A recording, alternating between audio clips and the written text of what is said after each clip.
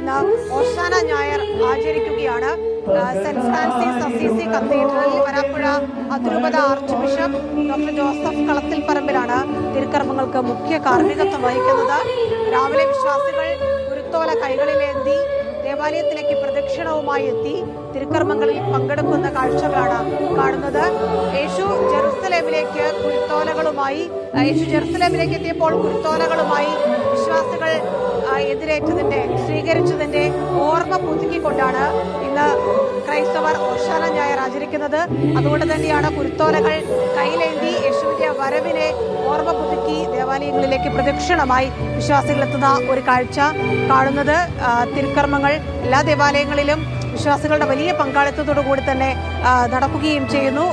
Saint Francis Assisi കത്തീഡ്രലിൽ എറണാകുളത്തെ UDF സ്ഥാനാർത്ഥിയായ Hibi Eden അടക്കമുള്ളവർ ഓശാന ഞായർ തിരുക്കർമ്മങ്ങളിൽ പങ്കെടുക്കാനെത്തി.